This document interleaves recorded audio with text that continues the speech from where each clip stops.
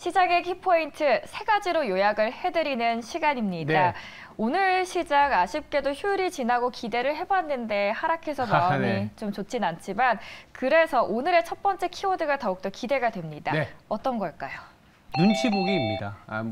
눈치를 또 보셨겠지만 네. 시장이 약간 지금 숨고르기 눈치 보기 장세가 연출이 되고 있지 않습니까? 오늘 저녁부터 이틀간 이 연준 파월 의장이 의회에서 이제 증언을 하게 됩니다. 물론 FOMC 6월 FOMC 이후에 내용이 그렇게 크게 달라지진 않았을 거라고는 보고는 있지만 일각에서는 여전히 좀 뻑뻑한 물가에 대해서 다소 부정적인 발언, 우리는 계속 긴축을 해야 된다. 6월에 FOMC는 말 그대로 진짜 그냥 스킵이었기 때문에 금리 인하는 뭐 거의 생각하지 말고 어쩌면 7월에도 금리 올릴 수 있다라는 강한 발언을 할 수 있다라는 점이죠. 물론 시장에서도 7월 FOMC에 대해서 현재 확률이 금리 인상 확률이 76.9%, 그러니까 지난주 후반에 74%보다 조금 더 올라가 있는 상황입니다. 이러다 보니까 시장 자체는 이렇게 리세션 베팅이 실패하고 나서 빠르게 복원된 가격, 그렇지만 더 위상 올라가려고 하면 성장이라든지 금리의 동결 기조, 경우에 따라서는 하반기 후반 갔을 때 금리를 내려주면서 뭔가 숨통이 트여주는 거 아니냐 이런 기대가 있었는데 이런 기대 자체가 조금은 뭐랄까요, 좀 사라지는 구간, 아니면 또 그 자체가 불확실하기 때문에 뭐 시장이 가파르게 올라온 건 사실이지 않습니까? 뭐 나스닥 기준으로는 8주인가요? 연속 상승을 했기 때문에 일정 부분 차익 실현이 필요한 상황이었는데 말씀드린 것처럼 이제 눈치 보기, 긴축이라는 빌미로 숨고르기가 좀 진행이 되고 있다. 어제 간밤에 미국 장도 그런 장세였다. 이렇게 보시면 될 것 같습니다. 아무래도 중국의 영향이 전 세계적으로 좀 영향이 미치는 게 큰 것 같은데 네. 두 번째 키워드 함께 열어볼게요. 네. 두 번째 키워드는 이제 성장률이 둔화되는 부분.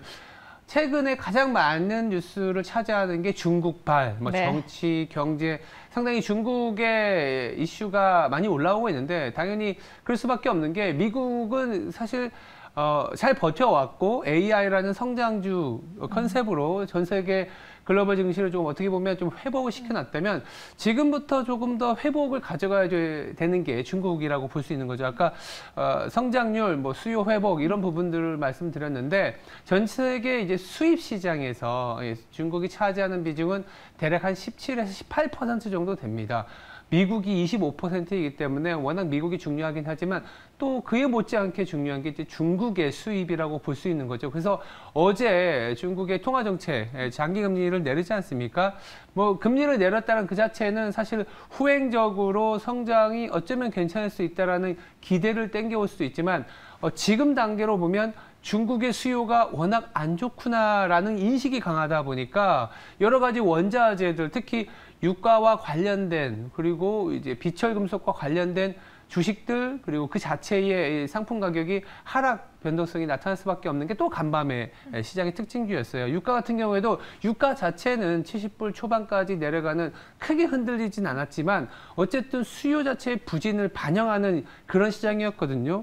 그리고 이제 조사업체에 의하면 중국의 수요가 원유 시장에서 한 7억만 배럴 정도, 7억 4천만 배럴 정도 될 것 같다. 올해. 그러니까 작년에 5%의 수요에서 지금 3.5% 전년 대비 수요 증가를 예상하고 있기 때문에 전체적으로 당장은 중국의 수요가 부진하구나. 그리고 글로벌 IB들도 중국의 수요 성장률을 계속 하향 조정하고 있거든요. 그런 부분들이 지금 반영이 되고 있다.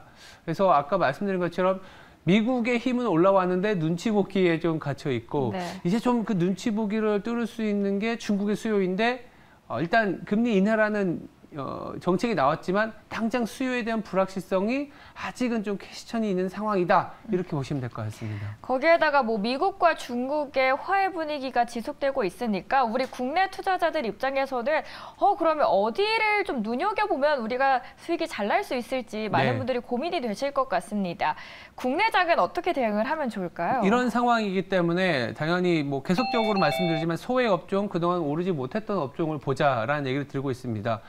이제 성장률 둔화로 인해서 중국이 빠르게 이제 정책이 나오고 있습니다. 연준의 FOMC 이후에 중기금리 지난주 그리고 이번 주에는 장기금리까지 건드렸다라는 거는 그만큼 급해졌고 수요가 부진하다라는 거를 사실상 인정한 건 맞아요. 그래서 시장에서도 그렇게 반영을 하는데 그럼 또 앞서 생각하면 이런 수요 진작 정책들 그리고 규제 완화라든지 부동산까지 건드리면서 어쨌든 3분기, 4분기에 대한 성장률을 조금 더 높여놓기 위한 정책들이 더 나올 수 있다는 점을 감안을 해보시면 지금 소외 업종들 이를테면 순수 화학이라든지 면세점 더불어서 뭐 철강이나 기계 업종 같은 부분들은 그동안 시장에서 사실 좀 소외가 됐었거든요.